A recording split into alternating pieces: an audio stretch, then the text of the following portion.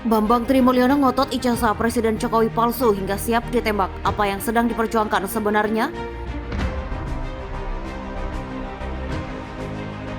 Harapan kami mudah-mudahan Pak Jokowi bisa hadir hari ini membuktikan kalau itu ijazahnya asli, dan kalau itu asli kan Pak Jokowi bisa menggugat Bambang Tri, tangkap tuh Bambang Tri, perintahkan ke Kapolri, tangkap tuh Bambang Tri, tangkap tuh pengacaranya. Kalau memang itu Pak Jokowi bisa hadir dan membuktikan kalau itu ijazahnya benar. Tapi kalau Pak Jokowi tidak datang hari akan bergulir terus. Tapi kalau Jokowi tidak datang hari ini dan tidak bisa membuktikan, itu bisa dipastikan, diduga kalau itu memang betul-betul ijazah palsu. Kita akan dalami siapa yang menggerakkan, siapa yang mengajari dia. Karena kalau lihat kemampuan menulisannya berantakan, ya, tidak mengikuti sistematika pelajaran-pelajaran orang-orang yang terdidik, yang sarjana, kelas skripsi saja tidak. Nah, oleh karena itu kita akan melihat siapa di belakang dia. Di belakang dia kita akan usut. Tolong catat itu. Ini mungkin cuma terjadi di Indonesia gitu ya, di mana ada orang gila yang bikin tuduhan dan fitnahan, kampus terbesar di Indonesia langsung konvers. Tapi ya, saya juga agak menyalahkan UGM karena tuduhan-tuduhan dari Bambang Tri yang katanya ada ijazah palsu dari UGM. Ini memang kemudian dipercayai oleh banyak orang ya, karena di Indonesia ini yang nggak suka dengan Pak Jokowi itu kan juga banyak gitu. Kadrun-kadrunista itu kan jumlahnya ya ratusan ribu orang, lumayan gitu ya. Jadi mereka tuh berisik minta klarifikasi kepada UGM sampai akhirnya UGM konvers.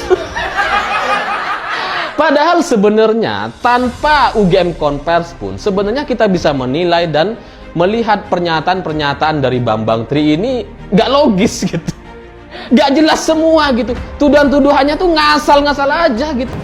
Ya, Assalamualaikum warahmatullahi wabarakatuh. Terima kasih banyak ya.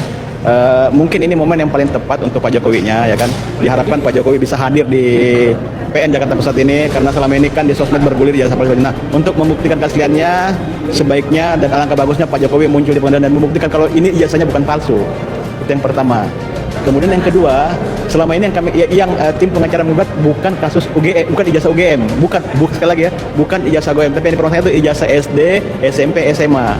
Oke, kemarin baguslah Pak Jokowi kumpulkan teman-teman alma mater yang kita lihat di sosmed beredar itu kan, mengumpulkan teman-teman SMA-nya ya kan, tapi kita nggak tahu apakah itu teman-teman SMA kelas 1, kelas 2, kelas 3. Pertanyaannya adalah, tentu orang mengatakan ijazah SD buat apa dipalsukan, Pak? Itu sebenarnya yang asli kan dia punya, Pak.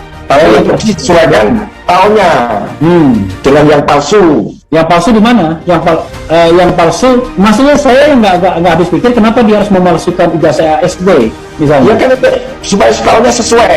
Tahunnya sesuai dengan yang palsu itu SMA. Oke, saya tahu, berarti latar belakang palsu yang utamanya adalah SMA gitu ya? SMA yang jadi problem ini ya. Oke, yang jadi problem SMA, karena SMA maka kemudian SMP sama SD harus disesuaikan tahunnya. Nah, ijazah SMA itu kenapa dipalsu, Pak? Ya karena dia memang nggak lulus SMA. Oke, jadi dia pakai ijazah siapa? Yang ditumpuk di KPU ijazah SMA itu yang punya namanya Joko Wahyudi. Joko Wahyudi itu tamatan SMA tahun berapa? Joko Wahyudi 80. Iya, jadi sekolah itu SMA 6. Oh, kalau Pak Jokowi sendiri nggak pernah lulus? Nggak pernah lulus. Sampai kelas 3 aja? Bahkan kelas 1 terus, Pak, karena nggak naik 2 kali.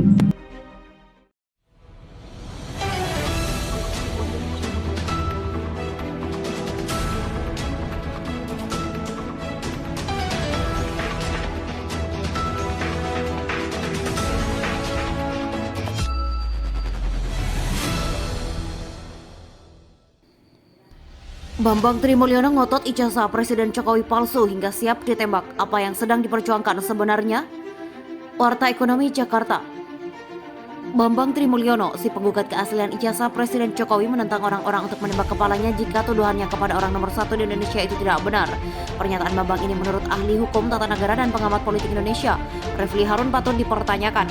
Menurutnya, jika Bambang mampu bertaruh begitu besar, harus digali ada motif apa di balik gugatan ini. Iya, saya katakan kurang kerjaan nih Bambang Trimulyono, Allahu Akbar, ujar Refli menuju channel YouTube-nya Jumat 21 Oktober 2022. Kok bisa dia ngutak-ngatik ijazah seorang presiden loh, kepala negara ini, ujarnya.